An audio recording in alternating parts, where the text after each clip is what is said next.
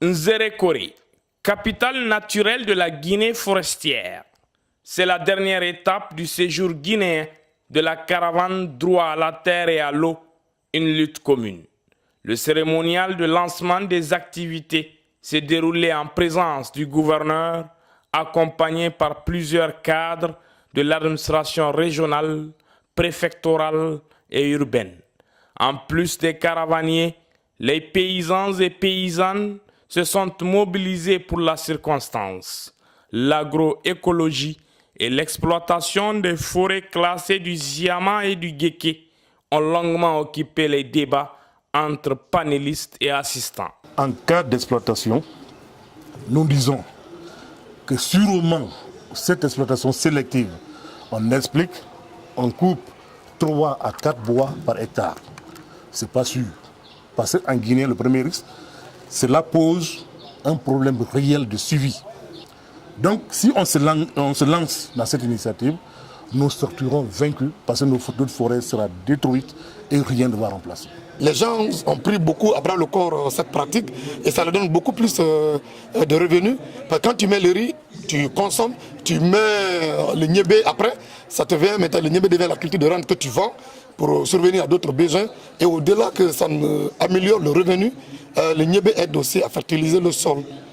Des paysannes qui expérimentent efficacement l'agroécologie paysanne pour la production du riz et de l'huile de palme ont partagé avec les caravaniers leur expérience qui fait école au-delà des frontières guinéennes. Le palmier naturel qui est naturel, qui n'a aucun problème avec les autres arbres dans la forêt. Nos paysans, nos parents ont vécu avec ça, ils faisaient des champs de riz partout, il n'y avait jamais de problème. L'autre palmier détruit tout. Ce palmier veut seulement lui seul, sans rien d'autre. On ne peut pas vivre seulement d'huile. Il faut cultiver avec le palmier naturel, tu peux faire autre chose autour. À l'air là même, on a un contrat en cours de 1500 tonnes au niveau de la forêt. Donc l'union que j'utilise, je coordonne, on a avoir au moins 300 à 400 tonnes par an. Donc des lunettes étuvées de qualité, sans produit.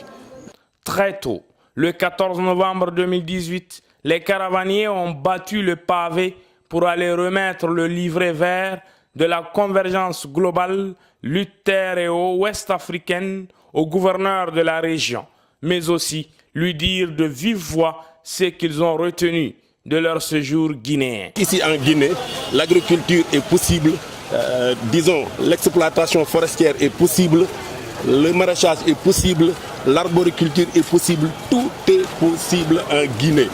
Aujourd'hui en Guinée, personne ne devrait chômer parce que Dieu a embauché tout le monde, parce qu'il y a tout le temps la pluie. Voilà la forêt par exemple de Ziama.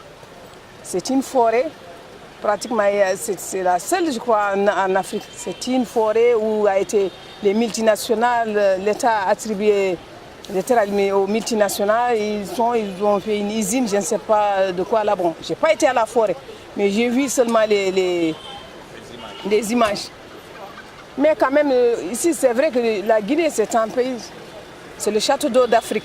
Même s'ils ont des milles et une source d'eau, ils ne doivent pas prendre une source d'eau où les gens y vivent, les forestiers y vivent, mais des usines, il y a des produits chimiques toxiques qui est inapproprié à la consommation.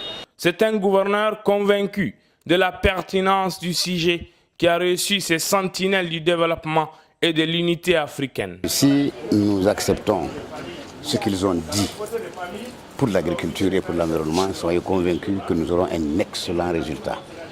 Et qu'est-ce qui est important dans la vie d'un homme, dans la vie d'un pays? C'est l'eau c'est la terre et tous les ingrédients qui entourent cette source.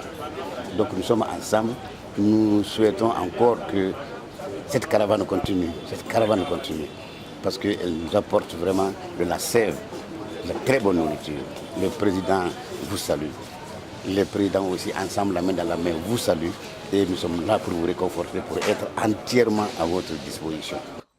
En effet, la caravane quitte la Guinée, du reste château d'eau de la sous-région ouest africaine, gavé de l'engagement des autorités visitées à accompagner cette lutte. Les autorités guinéennes se sont impliquées avec nous. Malgré les slogans, malgré nos discours, ils sont restés avec nous. Ils nous ont écoutés, nous conseillés, nous orientés.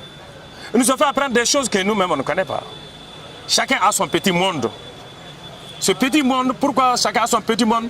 Nous ne sommes pas dans le même monde. Pourquoi? Parce que le système capitaliste a fragmenté ce monde-là à des petits mondes. Et avec beaucoup de fenêtres pour assister et pour contrôler nos mouvements. Nous, notre connaissance était limitée à notre coin, mais nous avons nos réalités que les autorités ne connaissent pas. Ils ont appris de nous. Et nous aussi, on a appris d'eux avec des contraintes qu'ils nous ont dit. Et ensemble, qu'est-ce qu'on doit faire? Vraiment, la Guinée, l'étape de la Guinée, c'est avec satisfaction. Il est à noter qu'avant Zérékoré, la caravane a dû surmonter l'état gringalant de la route Macenta-Zérékoré, qui n'est route que de nom, ce qui n'a pas empêché les caravaniers à laisser le message de la transformation sociale de l'Afrique de l'Ouest aux autorités de Kissidougou, Guékédougou et Macenta.